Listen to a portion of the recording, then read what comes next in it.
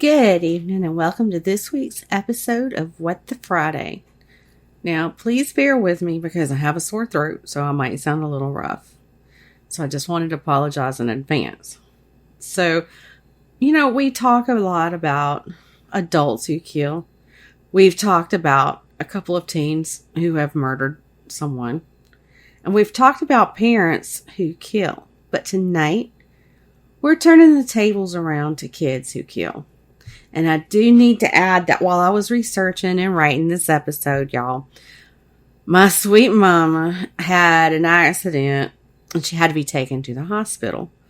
Well, right now they're waiting for a bed to come open in the neurological unit because she has a brain bleed that they're watching. So now this episode may not be as long as I would have liked for it to be, but I didn't want to just not do anything at all. So, without further ado, let's get it started.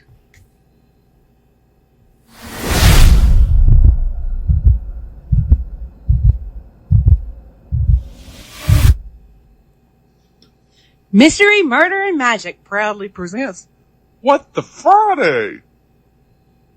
And here's your host, Andrea.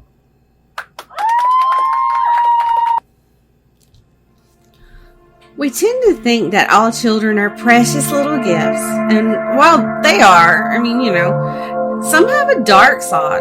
Now, it could be from mental illness or from a situation that the kids are in. But there are kids who do kill. And tonight we're going to be talking about a few of their cases.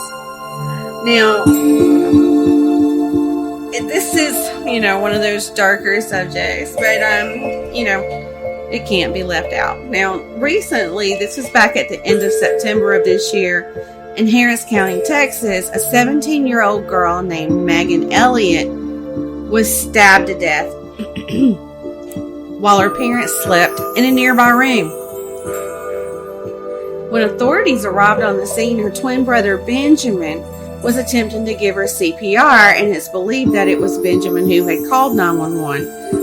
Authorities responded to the home around 5 a.m., and the parents say they were awakened by Benjamin yelling for help and performing CPR. And get this, now the parents wouldn't allow investigators to search the home at first or until they had a search warrant, and so it took a few hours to get that. So it took a little longer than the usual amount of time to process the house. Now, there's not a lot of information about why he did it or anything, but Benjamin has been charged. That's right, the twin brother. He's been charged in the death of his twin sister, and he will be tried as an adult. Now, this just blows my mind because, siblings do kill each other at times. But twins are normally just the closest of all siblings. And it shocked their neighbors too, because they described the two of them as being very close. And they had been seen walking with each other to the bus stop. And one of the neighbors said they had just recently seen Benjamin holding an umbrella out for his sister so she didn't get soaked in a downpour. Well, like I said, there's not a whole lot of details in this case because it's somewhat fresh, but as soon as I know more, I'll update. Now, the murderer in that story, he was 17, so yeah, that's pretty much an adult. But there have been a lot of kids much younger than Benjamin who have committed murders over the course of time. Now, Eric Smith is probably one of the first ones that I really remember hearing about, that I can recall hearing about, I guess I should say. But he committed a murder when he was only 13 years old, and I'll never forget that. Now, at that time, I had just became a new parent. Courtney, was 3 months old. And it seems like when you're either pregnant or you've got a new baby, you hear all these horror stories. I don't know. Maybe it just seems that way because you're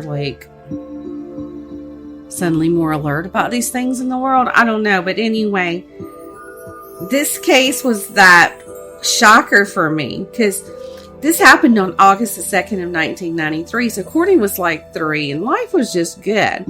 But on that day, Eric Smith was in his Steuben County, New York park when he met 4-year-old Derek Roby.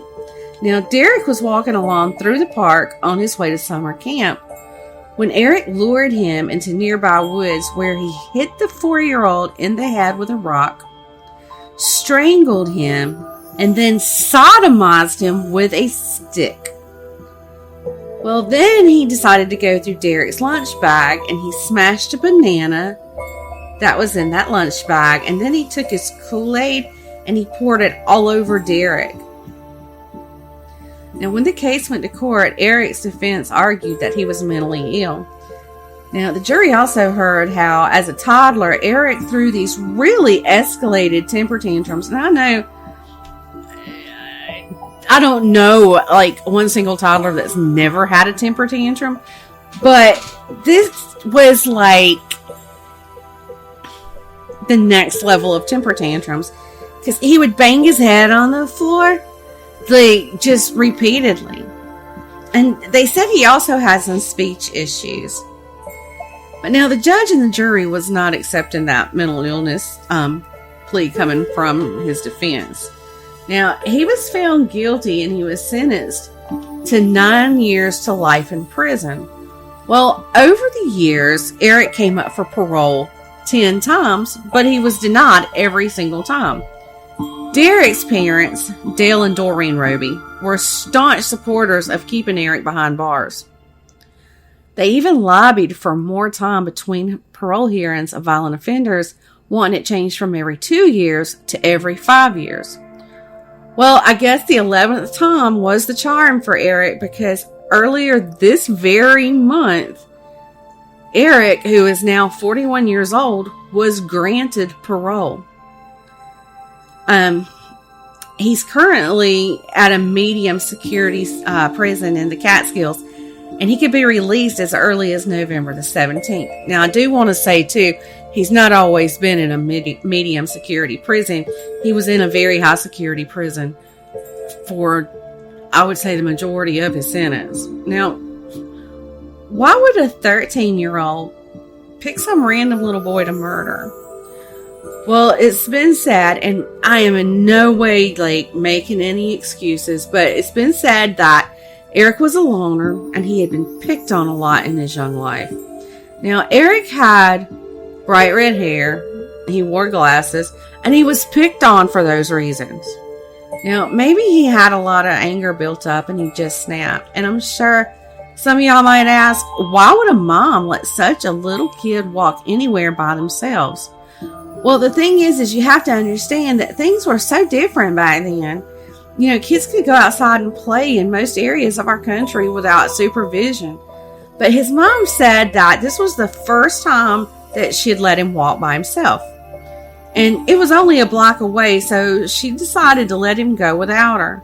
Well, Derek kissed his mama and told her, goodbye or whatever, and only 5 short minutes later, Derek's life was stolen from him. Now, we often hear that murderers offer their help in investigations, and Eric was no different.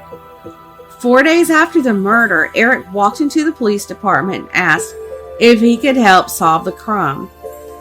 Now, at first, Eric denied seeing Derek in that area, but later he changed the story, and he said that he had seen Derek at an open field that was very close to the crime scene. And not only that, he described the clothes that Derek had on down to the very lunch bag that he was carrying.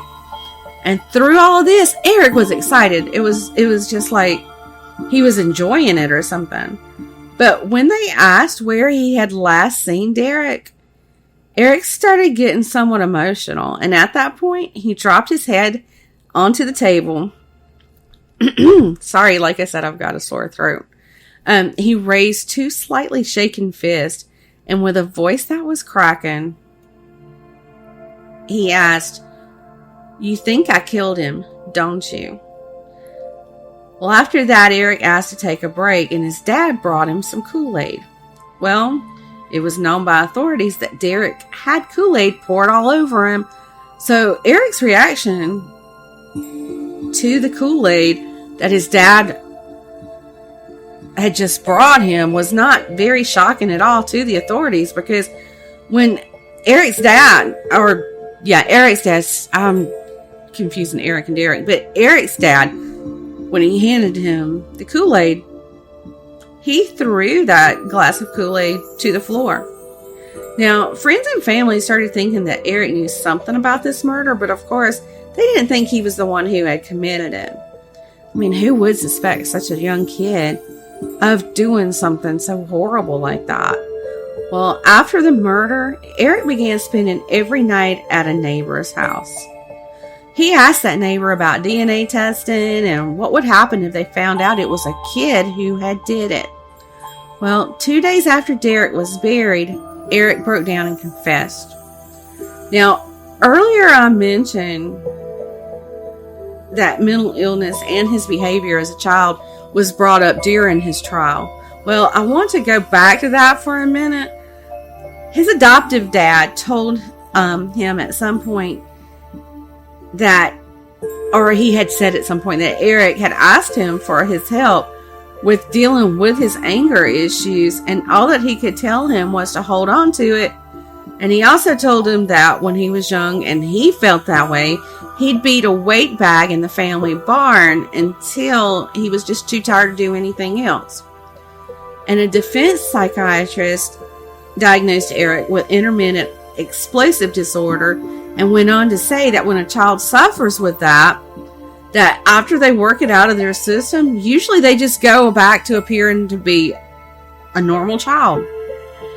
Almost like nothing had even happened. So maybe Eric was he was a lost soul with a mental illness, but it still doesn't excuse what he did to 4-year-old Derek Roby. Since he's been paroled, I really hope that was a wise decision on the parole board's part. And I guess time will tell. And I can imagine that Derek's parents are pretty upset. I did read that they didn't have really anything to say at that point. All right. So now the next one we're talking about is Lionel Tate.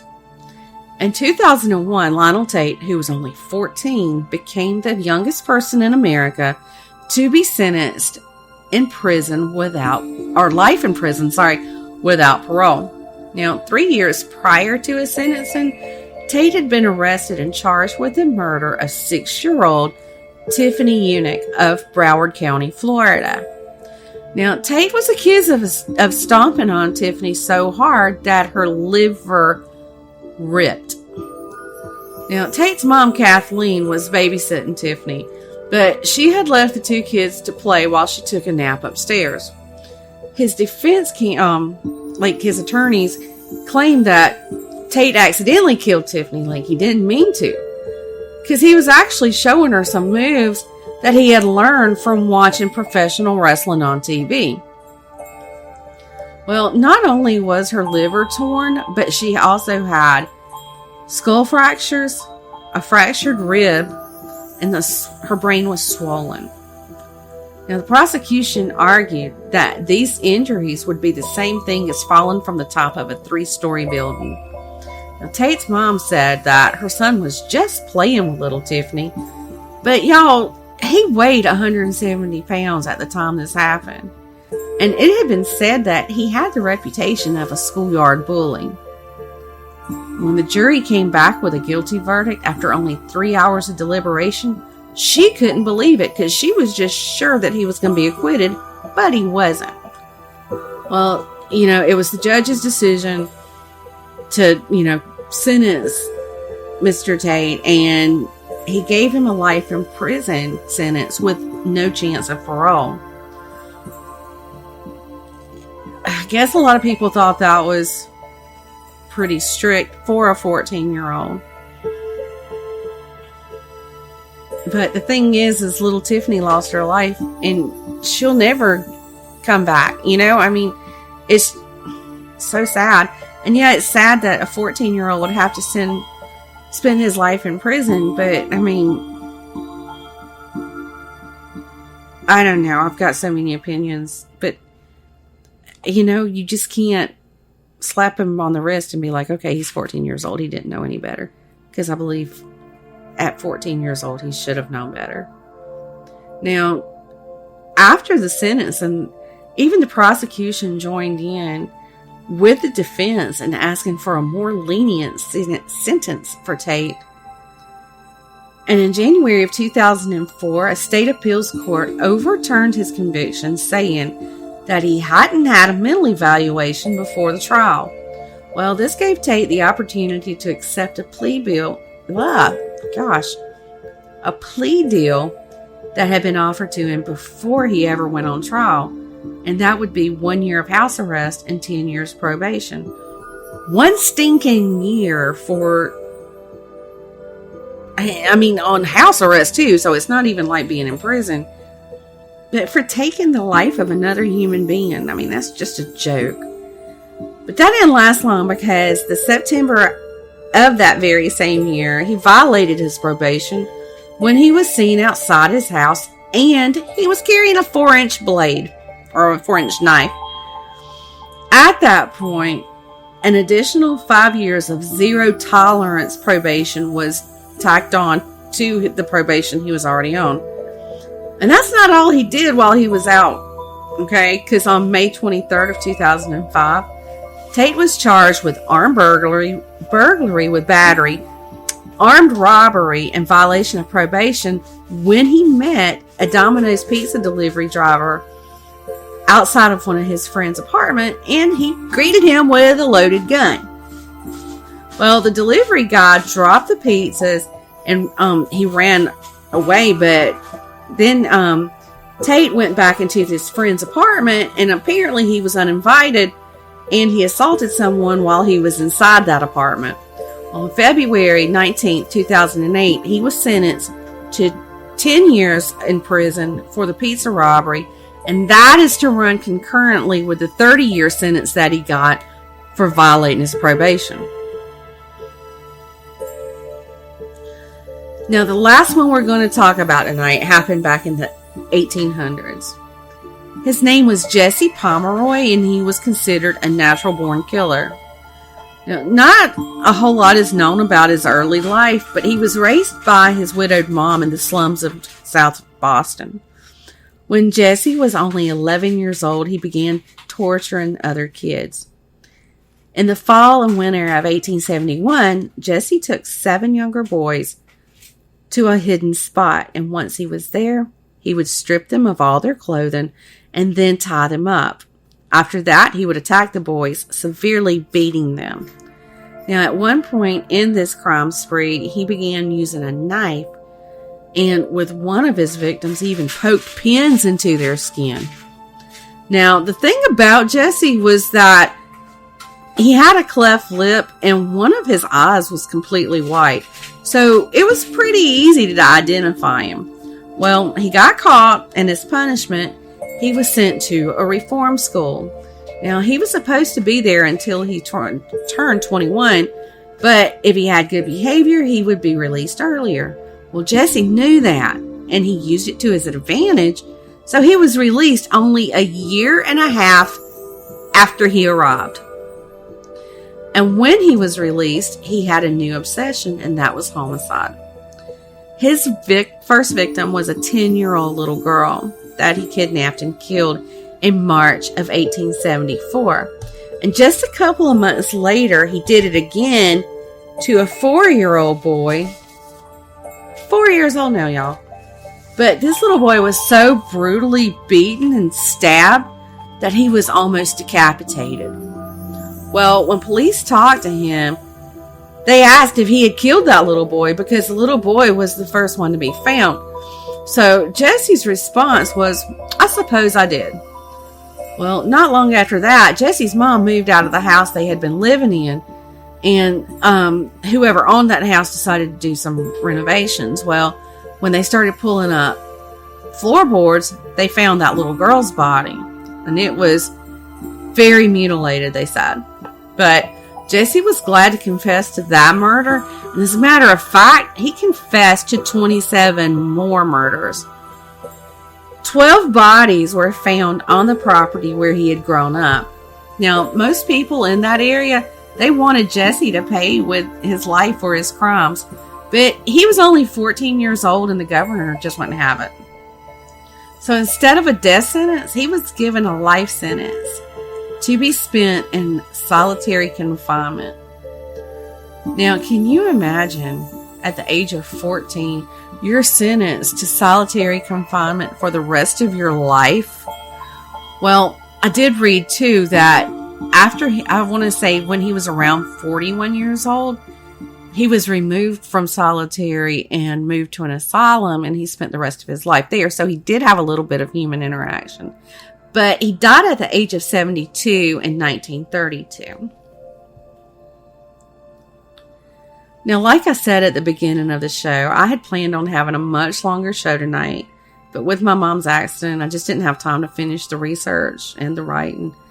But I'm going to continue this subject on another episode. I do want to just briefly touch on the hot topic of this week for a moment. Now, it was announced on Thursday that the remains that had been found in Florida on Wednesday were identified as Brian Laundrie's. Now, when the news broke out of that, I was sitting in the ER with my mom.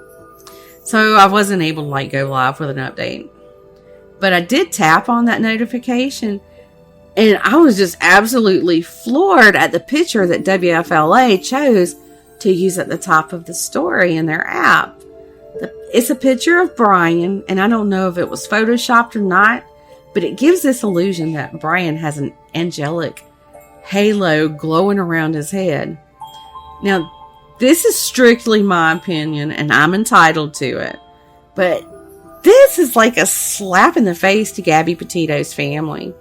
Now, I don't know if they see it that way. I haven't heard. I don't even know if they've seen that picture.